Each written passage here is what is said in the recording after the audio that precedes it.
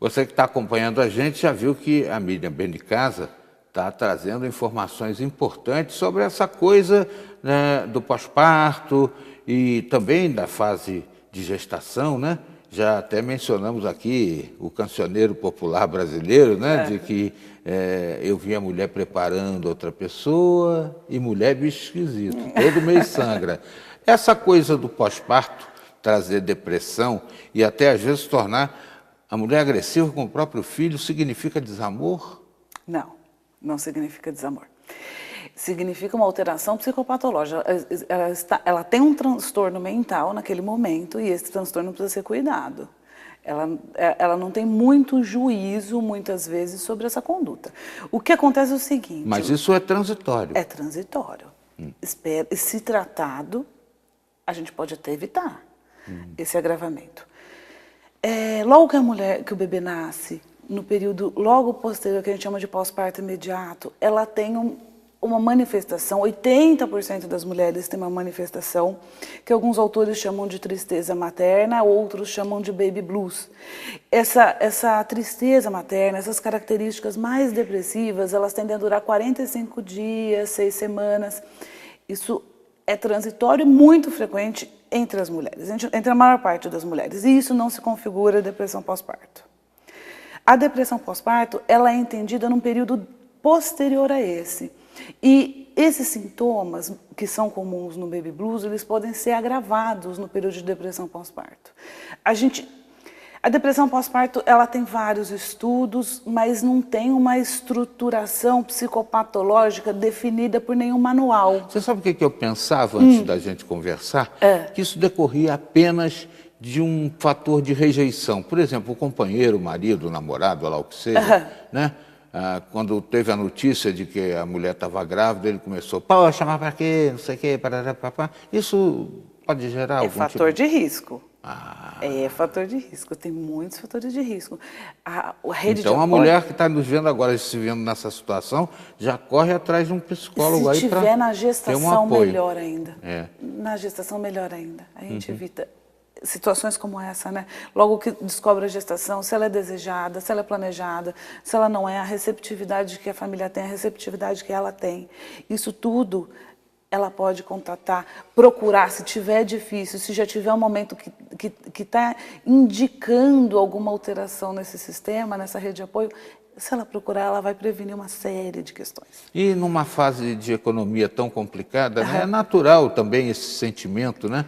Em certa ocasião, diante de uma criança que estava nascendo com a minha ajuda, eu fiquei muito desesperado porque eu estava sem dinheiro. E o meu pai, que era um sábio, saudoso Ari Cataldi, dizia para mim o seguinte: meu filho, toda criança quando vem ao mundo traz debaixo do braço um pão e um cobertor. Ai, que lindo! E é verdade. Ai, é verdade. A gente dá jeito em tudo depois, né? Principalmente com a ajuda de Deus. Exatamente. E com responsabilidade, com comprometimento.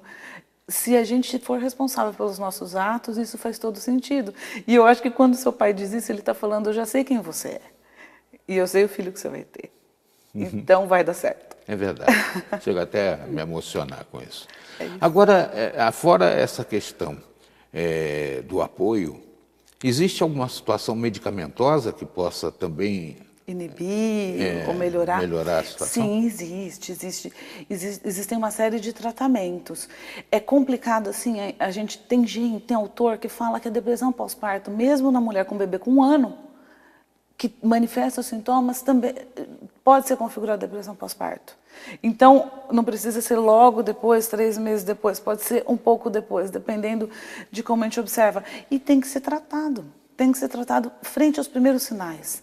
E quando a gente identifica esses sinais, esse sinal de mal-estar, esse sinal de incompetência, essa sensação de que, muito comum entre as mulheres em situação de pós-parto, elas se sentem incapazes de lidar com aquele bebê tão dependente. E quando esses sentimentos de solidão, de incompetência se agravam, a ajuda é necessária para que não piorem. E aí o tratamento tem que ser feito. Nós estamos falando de tratamento, de ajuda, talvez, para lares um tanto mais aquinhoados, né? E as pessoas que estão num processo menos rentável, né? Elas têm algum tipo de apoio do Estado, da administração pública, para superar essa fase tão delicada? Então, é com isso que a gente está trabalhando, é nisso que a Que gente bom. está investindo. A gente está criando um programa e a gente pensa em Taubaté, a gente já começou, junto com o SUS, numa parceria entre Unital e SUS, e a gente está começando também em São Bernardo, a inserção de um programa que a gente chama de pré-natal psicológico. Então, junto com o pré-natal, a gente trabalha questões que a gente verifica que são muito frequentes no pós-parto. Inclusive essa que o senhor falou de rede de apoio do marido, das relações com o marido, com o companheiro, com a família. Então, a gente intervém nessas questões para minimizar os prejuízos no pós-parto. São atividades em grupo para a população carente mesmo, principalmente gestantes. Muito legal isso, né? É esse o trabalho que a gente quer fazer. A universidade também vindo servir e apoiar. E tem agora também a história do parto humanizado, que eu acho que também é um salto qualitativo fantástico. Num momento em que se estimula tanto, né, a cesariana e tudo mais, né? Sim, a gente voltar a uma coisa mais natural. Mais natural. Né? E o parto humanizado ele tem como característica principal o respeito à mulher e à fisiologia. Principalmente. O parto humanizado ele não tem que ser um parto sem nenhuma medicação e na água, como a maior parte das pessoas entendem em casa. Não. O parto humanizado é um parto onde se qualifica, se valoriza, se respeita a mulher. Já é uma evolução do Le Boyer. É uma evolução do Le Boyer. O Le Boyer ele era mais fixado nas condições do bebê. Então, diminuir a luz, não deixar a temperatura no centro cirúrgico tão baixa, para o bebê não ter esse impacto. Isso tudo também só que além do bebê, também da mulher. Miriam Benicasa, eu quero te agradecer muito pela vinda. Foi um prazer. Né? E agora que todos sabemos de tudo isso, eu dirijo aqui no encerramento dessa entrevista uma mensagem aos pais. Olha quanto é importante, né? Você está ao lado da companheira, apoiando para que não aconteçam situações assim. Se você está preocupado com o din-din, lembra da mensagem do meu saudoso e querido pai. Toda criança, quando vem ao mundo, traz debaixo do braço um pão e um cobertor.